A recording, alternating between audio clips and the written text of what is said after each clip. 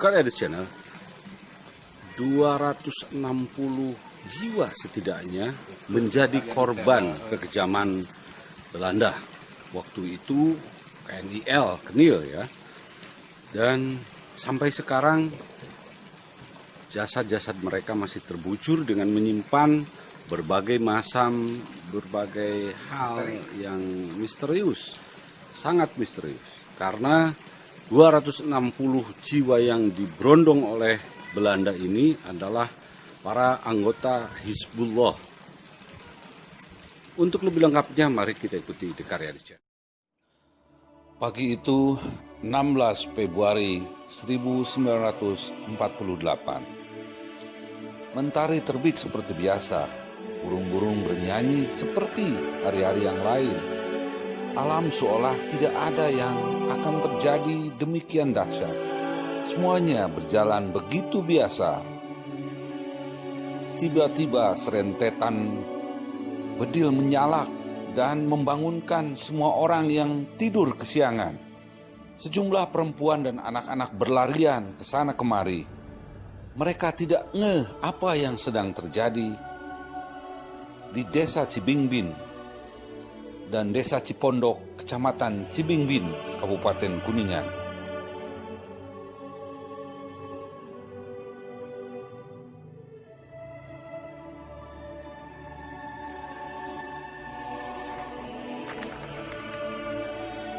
Sejak pasukan TNI Siliwangi dan lain-lainnya hijrah ke daerah Republik Indonesia di Jawa Tengah dan Yogyakarta, di desa Cibingbin dan desa Cipondok, kecamatan Cibingbin, masih ada kekuatan pasukan Hizbullah sebanyak kurang lebih 1 kompi di bawah pimpinan Surya Dengkul. Mereka tidak turut hijrah karena sesuai perintah mereka diharapkan untuk menjaga perbatasan wilayah Jawa Barat, Jawa Tengah. Tersebutlah ada seorang yang melaporkan keberadaan para tentara bentukan Tentara Nasional Indonesia atau TNI tersebut. Dia melaporkan keberadaan tentara Hizbullah tersebut ke markas tentara Belanda di desa Malahayu, Kabupaten Brebes, Jawa Tengah. Si pelapor bernama Atmo, seorang guru SR di desa Citenjo, kecamatan Cibingbin. Setelah menerima laporan dari Atmo tersebut, pada sore harinya pasukan Belanda memberangkatkan 2 kompi yang terdiri dari 1 kompi serdadu Belanda dan Kenil. Salah satu di antaranya bernama Tatuhei menuju desa Cibingbin dengan petunjuk jalan bernama Walis, seorang bekas kepala desa Malahayu, Kabupaten Brebes, yang mengetahui seluk-beluk desa Cibingbin. 1 kompi lagi terdiri dari serdadu Kenil yang menuju desa Cipondok dengan petunjuk jalan bernama Sariming, itu seorang penduduk desa Malahayu, Kabupaten Brebes. Kedua kompi pasukan Belanda itu tiba di Cibingbin sekitar pukul 05.30 waktu Indonesia bagian Barat dengan menggunakan rute jalan Malahayu, Kabupaten Brebes, Kampung Tenjomaya, Desa Citenjo, Kampung Pasawahan, Desa Ciberem, Kampung Cisampih, Desa Cimara, Desa Ciangir, Kampung Kamuning, Desa Cipondok. Mereka langsung mengepung desa Cibingbin dan desa Cipondok. Kepada penduduk, mereka berbohong dengan mengatakan bahwa mereka adalah pasukan TNI yang ketinggalan hijrah di Jawa Tengah atau Yogyakarta, sehingga rakyat kecamatan Cibingbin tidak merasa curiga. Baru setelah pasukan ini menyerbu kedua desa tersebut dengan cara menembaki setiap penduduk yang ditemui dan membakar rumah penduduk, rakyat sadar bahwa mereka adalah musuh dan suasana pun kacau balau. Banyak penduduk yang tidak sempat meloloskan diri dan menjadi korban pembantaian, penembakan oleh serdadu Belanda atau Kenil. sungguh merupakan peristiwa yang sangat mengerikan dan tidak mudah begitu saja dihilangkan dari ingatan masyarakat Kecamatan Cibingbin. Apalagi setelah mengetahui banyaknya korban jiwa dan kerugian harta benda. Ada sedikitnya 266 jiwa yang gugur sebagai syuhada dan hampir 200 rumah terbakar. Selain itu, harta kekayaan yang hilang tak ternilai besarnya. Sebuah catatan sederhana yang diambil dari buku Perjuangan Rakyat Kuningan masa Revolusi Kemerdekaan menyebutkan mereka yang gugur dalam peristiwa tersebut atau hilang adalah warga desa Cipondok sebanyak 175 orang, warga desa Cibingbin sebanyak 75 orang, warga desa Citenjo 7 orang, warga desa Sindang Jawa 2 orang, warga desa Dukuh Badak 2 orang, warga desa Ciberem 2 orang, warga desa Ciangir 2 orang, dan warga desa Cimara 1 orang. Dalam keadaan darurat, mereka akhirnya dikuburkan secara biasa di pemakaman umum sebanyak 195 orang, dikubur bersama-sama dalam satu lubang sekitar 60 orang, dan dikubur di pekarangan rumah 9 orang. Sedangkan pendataan jumlah korban serta identifikasi nama hanya berhasil mengumpulkan sebanyak 190 orang. Sisanya 76 orang tidak diketahui namanya. Kemungkinan mereka adalah pendatang dari luar Kecamatan Cibingbin seperti Ciledug, Banjarhajo, Kabupaten Brebes. Pasukan Belanda yang menyerbu wilayah Cibingbin tersebut selanjutnya menetap dan bermarkas di desa Cimara. Selain pasukan Hizbullah di Kecamatan Cibingbin, sebenarnya masih ada laskar-laskar pejuang yang tidak ikut hijrah ke wilayah RI di Jawa Tengah dan Yogyakarta.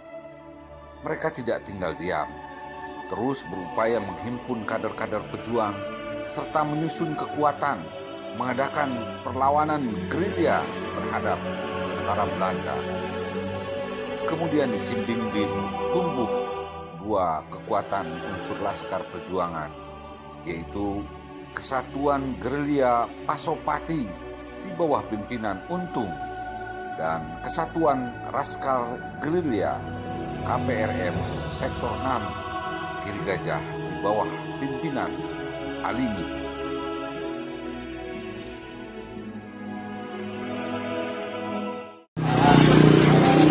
Teh katakan jangan bade menelusuri jejak para syuhada tentara Hizbullah anu kapungkur ditembak diberebet ku Belanda ya mun.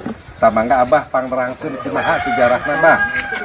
Sejarah pertama tadina kumaha Bah? dan memang masyarakat dan tenang anu itu di tentara Hizbullah main bola gitu Allah main bola heula dari PKB teh dia sebut berbentuk Jogja betul Pada hijrah tapi itu nepi kan anjok Ciborela nah borotok di itu Belanda meureun jadi dia tahu malah adik abdi tos dia dibantu ku bapak di ais sudah ditembak kelompoknya diduduk ditonggok diduruk dibakar banyak sabara bumi eta Pak lamun telepat mah di dinya anu dibakar teh 45 bumi hari tentara nu diberebet sabar saja nih nu mawat hari nu diberebetna untuk sabara kasidangan cuma terang tulipan eta bapak abdi terangna nama ngan di mah tos berarti banyak tapi itu ieu mah bohongan kapungkur ieu sawah bakletik ieu dimakamkeun lokasi dia di eta gambar ieu nya gambar makamna mah di pan samala kapungkur tadi jadi beteng di pagar. Mohon, Tapi bohong. Kita saluran cair. Nah, saluran cair digebluk, itulah ada buru-buru datur dan pelanggan lah. Udah darurat ya. Oh, jalan dagang pada. Oh, naras. Nah, terang kan cuma duka seberapa Jalmi nama di dia. Tapi di dia mah yang pan coba keluarga ditulis. Menurut sejarah mah di dieu teh aya 260. 260 Oh, jalmi gitu. Nu di dieu aya 170-an, Bang. 70. 170-an di dieu teh, Bang. Ieu teh. Duka abdi da keterangan sejarahnya anu di Cipondok we, Bang. oh sadaya di Cipondok. Oh. Anu caketeun Bumina Pak Otang di Oh, ditu ditu. leres aya sekitar sabaraha jalmi di dia teh sekitar 40 jalmian eta di Bantai teh salangkungna di dieu saurana teh. Tah abdi kan bade menelusuri, Bang. Hari abdi teh memang nyemer sekabungkur mah anu sebut nah budak lancang katanya. Mohon, Naros ke kasepuh ge. Ya. Supaya sabobokeun eta be dan coba sejarah di kitu. Ditonggo. Kita kenalan ada. Salah sakaliwanya. Mun kajan tenanan teh. Ya tasipan adik-adik ke bapak. Belanda. Terus mamang. Ya. Bapak teh mau ke Belanda. Ya. Muhun. Bapak teh sami Muhun, ditembak ku Belanda. Di Belanda. Sepuh teh. Muhun. Tembak ku Belanda terus rokoknya diduruk. Kan tuh dia nanti. Mama. Kita mama nanti. Bukan zaman naon. Nah, berat kontrol itu tutup di bendungan, ya. Tuh, kapung kemeren lah, pemuda meren. Jadi ini intinya ini bagian dari keluarga pelaku sejarah. Jadi bukan jadi saksi sejarah, ini keluarga dari pelaku sejarah. Orang tuanya turut serta jadi. Bapak Yusua sabaraha hari teh, Pak? Hari abdi teh susuata sos langkung 80 dah kilo 4 lahir teh Ya. 86 kilo 4 dilahir teh Tuh, Pak. dina ieu Tahun 34. da di eta teh bahaya sabobokeun eta be dan coba sejarah di situ ditonggo gitu. Eta teh nu katonggo teh sabaraha urang eta teh nya, Pak? Nya teu ieu meureunnya teu jelas sabaraha urang. Jelas ya cuma nu jelas mah ayeuna lamun di Borotok eta Bapak Abdi sareng ieu belah ke Belanda. Ngan sejarahna eta mah pamenangna di Borotok teh. Tah main bola heula tah di Tonggo. Aya lapangan main bola Itu aya sawah. Wayah kumaha eta teh? Ah, pakai jam kenepan lah. Ending. Ya. Ending. Ini Bapak Sunarto, warga desa Cipondok, warga di tempat yang terjadi penembakan. Mitra The Karyadi Channel, beginilah kondisi terakhir dari jasad-jasad yang dipendam di sini. Kondisinya adalah dalam suasana yang memprihatinkan lah pokoknya. Tidak ada sanak keluarga, tidak ada pertanda-pertanda yang mengindikasikan pada satu orang tertentu. Beginilah, inilah saksi sejarah di kampung Cipondok, di desa Cipondok, kecamatan Cibimbing, Kabupaten Kuningan.